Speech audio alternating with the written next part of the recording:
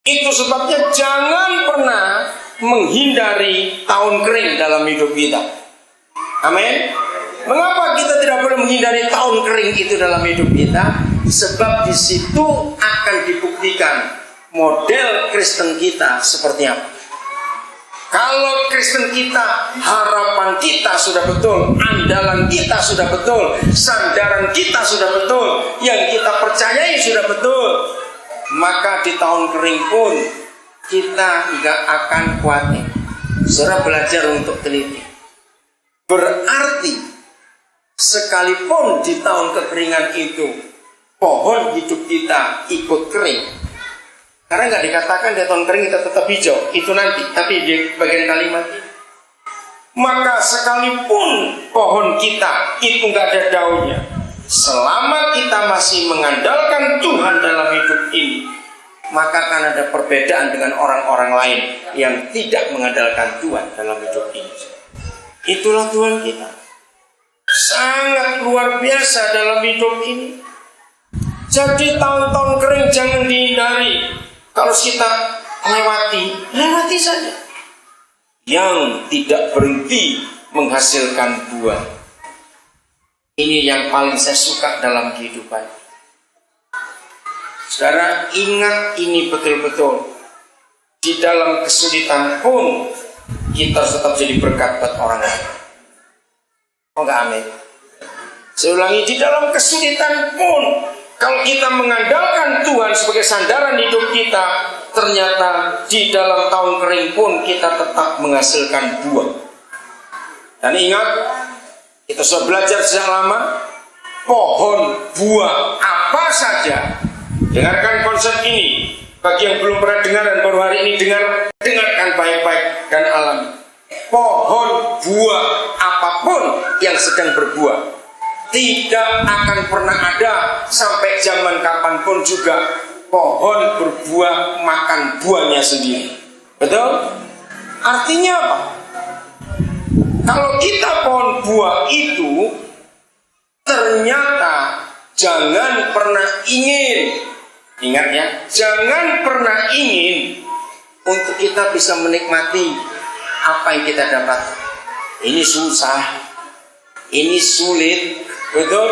Aku yang susah payah, aku yang berjerih payah, aku nggak menikmati, orang lain yang menikmati.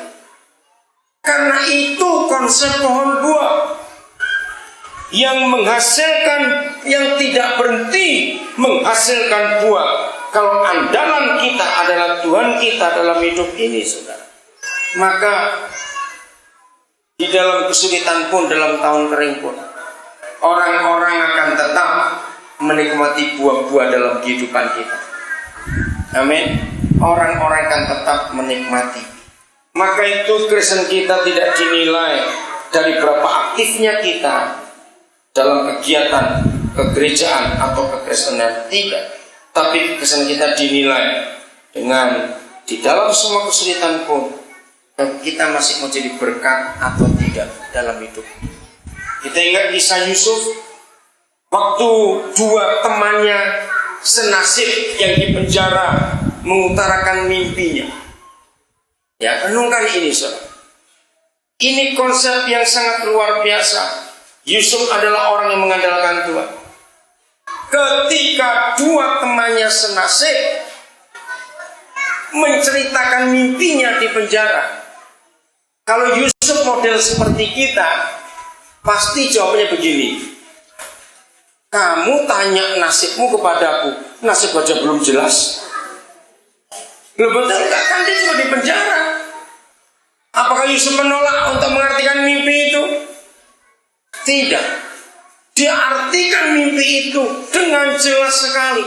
Dan terbukti lagi, seharusnya Yusuf secara manusia akan berkata, Tuhan, kenapa nasibku kok seperti ini? Kenapa nasib orang lain bisa tertolong? Gara-gara aku mengartikan. Lalu nasibku bagaimana? Betul nggak, saudara? Yusuf tidak pernah kecewa dan putus asa, walaupun dia sendiri belum jelas nasibnya itu kemana.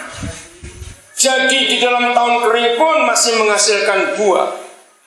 Itu seperti Yusuf hidup. Nah, ternyata saudara, latihan Yusuf sebelum mengartikan mimpi yang lebih besar. Mimpinya siapa itu? Firaun. Ternyata latihannya dengan menolong sesamanya itu. Saya ulangi lagi. Jangan saudara berbuat baik dan menjadi berkat, tunggu kaya dulu. Ngerti kata itu? Kalau saudara sadar sekarang masih kurang, jangan bilang tunggulah saya kaya dulu. Percayalah kalau sudah kaya pasti lupa.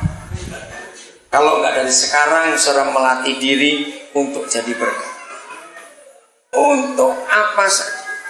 Maka itu saudara dalam segala hal untuk hidup ini jangan ukur dengan diri sendiri. Katakan amin. Ukur dengan keadaan orang-orang yang ada di sekitar kita. Bagaimanapun juga kalau kita mengandalkan Tuhan, nasib kita tetap jauh lebih baik daripada siapapun yang tidak mengandalkan Tuhan. Maka dengan itu kita bisa jadi jawaban buat orang-orang lain. Jadi kalau Yusuf menolak mengartikan mimpi dua teman senasibnya di penjara, maka dia gak akan naik jadi orang hebat. Karena ketika Firaun sedang panik untuk mencari arti mimpinya, Yusuf gak akan tampil. Kenapa? Karena gak ada yang memberitahu Firaun. Ada orang yang ku kenal di penjara. Betul bukan? Gara-gara orang itu diartikan mimpinya betul. Orang itu yang jadi jembatan untuk Yusuf itu keluar. Coba kalau dia tidak melakukan itu, ceritanya akan lain. Maka itu hidup Kristen kita dilihat dari bagaimana buah hidup kita di tengah kekeringan pun tetap akan jadi berkat buat orang lain dalam hidup. Yesaya 42. Kita lihat bagian terakhir. Saya kagum kepada Papa dengan ayat ini. Saya akan baca mulai ayat yang pertama dengan cepat. Judulnya apa dalam kitab saudara? Hamba Tuhan.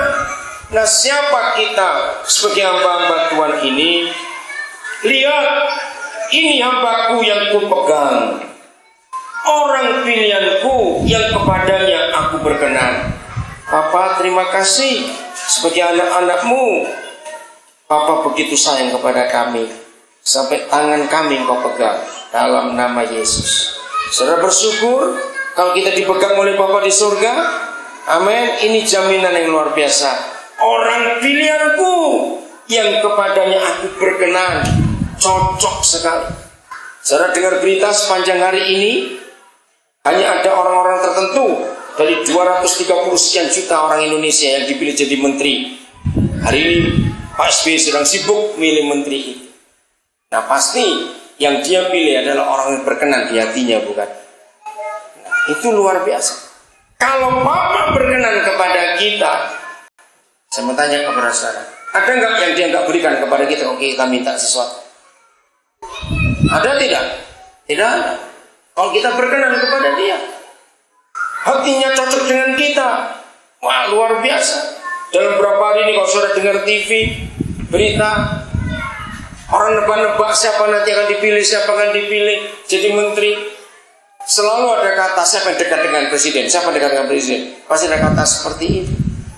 Nah, kalau Papa di surga bisa berkenan kepada kita, wah itu luar biasa, hebat sekali Tuhan. Tadi saya diajak oleh istrinya Yansen bersama Anca untuk mendoakan tempat mereka yang baru. Nah, ini saya berikan contoh kepada saudara tentang saudara Yansen. Bayangkan, di dalam keadaan seperti ini, ada orang jual tanah begitu murah kepada dia, di Malompo lagi, di pinggir jalan lagi. Saya sampai kaget. Nah, lalu saya belajar, kenapa Yansen ini Tuhan percayakan begitu rupa. Bagi saudara yang kenal dia, pas saya akan tahu.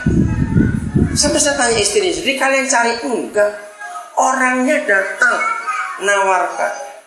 Kalau saya lihat harganya itu separuh dari harga umum. Padahal kalau orang itu sabar sedikit, tawarkan ke yang lain, dia akan dapat lebih banyak. Atau saya bilang kepada mereka, inilah bukti bagaimana Tuhan berkenan pada seseorang. Tuhan akan percayakan itu. Nanti maksud ini saudara, kalau orang itu tidak punya hati untuk Tuhan, Tuhan akan mempercayakan hal yang besar. Dia akan berjuang sendiri. Orang itu akan berjuang sendiri dengan kekuatan.